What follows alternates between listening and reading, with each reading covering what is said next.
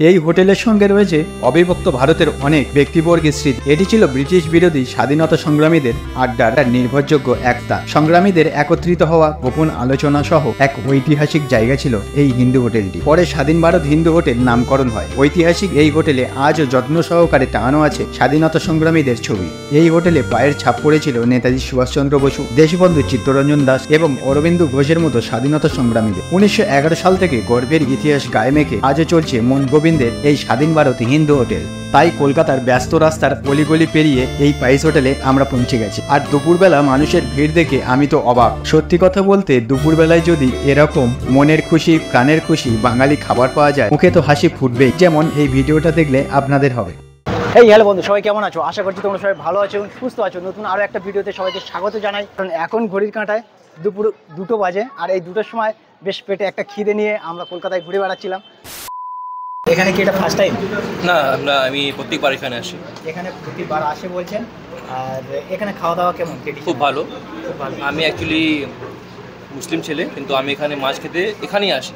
আচ্ছা, মাছ আমার খুব পছন্দ হয়, এমনি আমি এখানে প্রত্যেকবার আসি, সপ্তাহে 2বার আসি এখানে। আচ্ছা, মানে এখানে খাবার বেশ খুব ভালো। হ্যাঁ, এখানে কি কি আছে একবার দেখিয়ে দিই। এটা একটা পুঁই শাক আলু দিয়ে একটা চচ্চড়ি আছে, ঘ্যাঁট আছে, এটা ঝুরঝুরে আলু ভাজা আছে, আর এখানে মাছের মাথা দিয়ে ডাল আছে, মুগ ডাল, আর এটা আমের চাটনি আছে, আর এটা মটন আছে, এটা গলদা চিংড়ি আছে, আর এটা হচ্ছে পাবদা মাছ আছে। আস্তে আস্তে তাহলে শুরু করা যাক। আর এখানে বলি, এখানে ট্রেডিশনালটা হলো কলা পাতায় দেওয়া মাটির ভাঁড়ে জল আছে,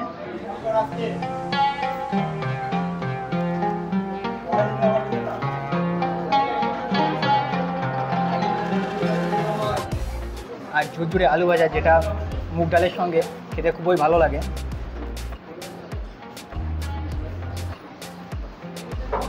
মানে আলু ভাজাটা একদম পুরো মুচমুচি আছে, ডালটা হালকা একটু মিষ্টি মিষ্টি ভাব আছে, ফলে ভালো লাগছে। আর এই হোটেল প্রায় 100 বছরের পুরনো। স্বাধীনতার আগে হোটেলের নাম ছিল শুধু হিন্দু হোটেল।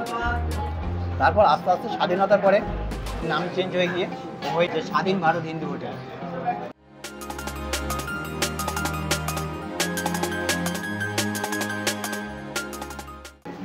ঘ্যাঁটে যখন খাচ্ছি পুরোপুরি যেন মনে হচ্ছে সেম বাড়িতে যেমন ঘ্যাঁট রান্না হয় পুঁই শাক আলু দিয়ে, পুরো সেরকমই, যে আলাদা কোনো রেস্টুরেন্ট এরকম ব্যাপার নেই, পুরো সেম ফিল আছে।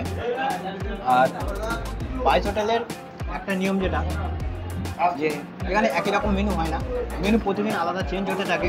আর মেনু ভিডিওটা আমি দিয়েছি, যদি ইচ্ছা হয় তো মেনুতে কী কী আছে সেটা একবার পোস্ট করে দেখে নিতে পারো। আর এদিকে আছে পাবদা মাছ, বাট পাবদা মাছের সাইজটা দেখুন, পাবদা মাছের সাইজটা বেশ একটা বড় সাইজ পাবদা মাছ দিয়েছে।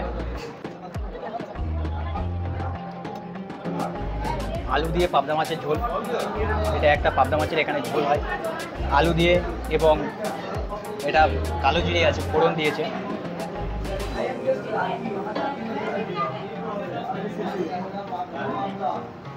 একদম কোনো স্পাইসি ব্যাপার নেই, মানে কোনো মশলা ঝাল টাল এরকম কোনো ব্যাপার নেই। হ্যাঁ, হয়তো লাল লাল দেখতে লাগছে, সেটা তো তারা আবার দেখতে ভালো লাগবে না, তো সেই হিসাবে টেস্ট খুবই ভালো। একদম পুরো যে ঘরোয়া রান্না একটা ব্যাপার আছে, পুরো সেরকমই লাগছে।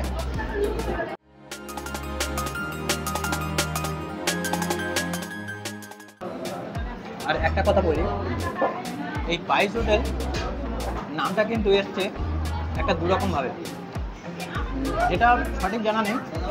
একটা যেহেতু জানা যায় যে এখানে প্রত্যেকটা জিনিসের দাম পিস পিস হিসাবে নেওয়া হয়। যেমন ধরুন এই মাটির ভাঁড়ে জল দিয়েছে, এর একটা আলাদা প্রাইস আছে, কলা পাতার জন্য আলাদা চার্জ আছে, এবং প্রত্যেকটা যে এখানে মেনু আছে প্রত্যেকের জন্য আলাদা আলাদা করে চার্জ করা হয়েছে। এই জন্য পিস পিস হিসাবে দাম নেওয়া হয় বলে পাইস হোটেল কথাটা আসতে পারে বলে মনে হচ্ছে।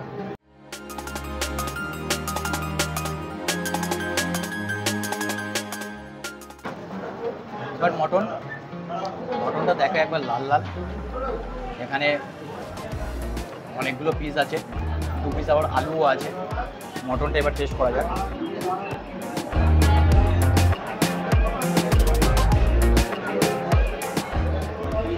মটনের লাল লাল ঝোল, আর এখানে মটনের পিসগুলো আছে, বেশ ভালো রকম বয়েল হয়েছে, কারণ এই হাত থেকে ছাড়াতে খুব একটা অসুবিধা হয়নি।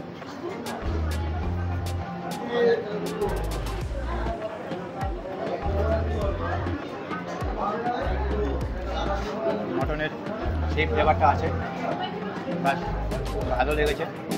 কারণ মটনটা এখানে যে আমরা যখন হোটেলে খাই তখন একটা মটনের ঝাল ঝাল একটা স্পাইসি ব্যাপার থাকে, তো এখানে সেরকম অত ব্যাপার নেই। যেমন বাড়িতে আমরা মটন রান্না করি ঘরোয়াভাবে, পুরো সেরকমই একটা ব্যাপার আছে, কারণ খুব একটা স্পাইসি টাইসি এরকম কিছু নেই।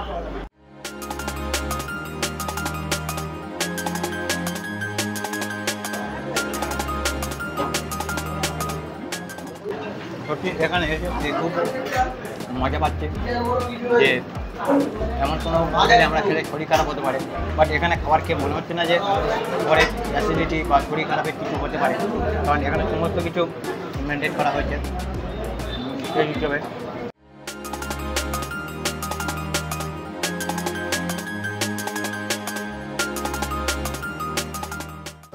আর আপনি যদি এই স্বাধীন ভারত হিন্দু হোটেলে প্রথমবার খেতে আসেন, তাহলে আমার হিসাবে রিকমেন্ড করব আপনি মুগের ডাল দিয়ে মাছের মাথা ওটা ট্রাই করবেন।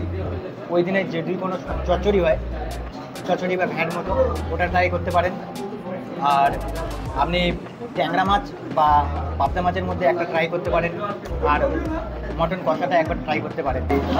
এসে খাওয়া দাওয়া আমরা শেষ করলাম, আর এখন লাস্ট পার্টের চাটনি। এই চাটনি খেতে খেতে আজকের এই স্বাধীন ভারত হিন্দু হোটেলের খাওয়া দাওয়া এখানেই শেষ করছি। চলুন তাহলে। বাঙালির শেষ পাতে চাটনি আর পাঁপড় ছাড়া না, একটা পাঞ্চে ব্যাপার অসম্পূর্ণ, তাই চাটনি আর পাঁপড়। পাঁপড়টা নর্মাল পাঁপড় না, একটা মশলা পাঁপড়, যেটা আগুনে পুড়িয়ে ভাজা হয়, সেই পাঁপড় এটা। যদি প্রয়োজন পড়ে ভিডিওটা পোস্ট করে মেনু কার্ডটা দেখে নিতে পারো, ফলে একটু সুবিধা হবে। এখন যে স্বাধীন ভারত হিন্দু হোটেল এই 2024-এ এটা কত নম্বর জেনারেশন চলছে? এটা অ্যাকচুয়ালি থার্ড জেনারেশন। প্রথমে দাদু, তারপর বাবা, তারপর এবার আপনি। আচ্ছা, এটা কত সাল থেকে প্রথমে আরম্ভ হয়েছিল? এটা আপনার we are officially registered from 1 April 1927। মানে তখন অলরেডি ভারত স্বাধীন হয়নি, তার অফিসিয়ালি আমরা রেজিস্টার্ড, বাট ওর থেকে 10-12 বছর আগে ও এটা আগে আমি শুনেছি এর নাম ছিল হিন্দু হোটেল, শুধু হিন্দু হোটেল। তারপর যখন স্বাধীনতার পরে হলো তখন এটার নাম হলো যে স্বাধীন ভারত হিন্দু। তাহলে ওভারঅল এক্সপিরিয়েন্স যদি বলি, খুবই ভালো এনাদের ব্যবহার প্রত্যেকটা স্টাফের, এবং সেই আতিথেয়তার মধ্যে আপনি একটা বাঙালিয়ানা দেখা পাবেন। এবং এখানে যে স্পেশাল ব্যাপারটা হলো সেটা হচ্ছে খুব একটা স্পাইসি না, এখানে ঘরোয়া ব্যাপার। ঘরোয়া যদি খাবার খেতে আপনার পছন্দ হয় তাহলে আপনি অবভিয়াসলি স্বাধীন ভারত হিন্দু হোটেলে আসবেন। আর যদি আপনার স্পাইস খাবার খেতে পছন্দ হয়, স্পাইসি ব্যাপার, ঝাল ঝাল একদম হোটেলে মশলাদার ব্যাপার, তাহলে আপনার স্বাধীন ভারতে আসার দরকার নেই, কারণ এখানে পুরো ঘরোয়া খাবারটা মেনটেন করা হয়। আর এখানে 8/2 ভবানী দত্ত লেনে আপনারা কীভাবে আসবেন স্বাধীন ভারত হিন্দু হোটেল, এটা কলেজ স্ট্রিট আছে, যে কলেজ স্ট্রিটের একদম কাছেই এটা। তো শিয়ালদা স্টেশন থেকে এটা খুবই কাছে হয়। আপনি যে কাউকে এমনিতে জিজ্ঞেস করলেন স্বাধীন ভারত হিন্দু হোটেল যে কলেজ স্ট্রিটে এসে যে কেউ দেখিয়ে দেবে। তাছাড়া ভিডিওর নিচে আমি লিঙ্ক দিয়ে দেবো, যদি ভিডিওটা ভালো লেগে থাকে একটুও, তাহলে একটা লাইক করতে পারেন। আর যদি বেশি ভালো লেগে থাকে তাহলে চ্যানেলটা সাবস্ক্রাইব করে আমাদের সঙ্গে থাকতে পারেন। চলুন তাহলে ভিডিও এখানেই শেষ করছি, আবার পরবর্তী সময় দেখা হবে নেক্সট কোনো ভিডিওতে বা নেক্সট কোনো ডেস্টিনেশন। ততক্ষণ আপনারা ভালো থাকবেন, সুরক্ষিত থাকবেন, সুস্থ থাকবেন। চলো, বাই বাই।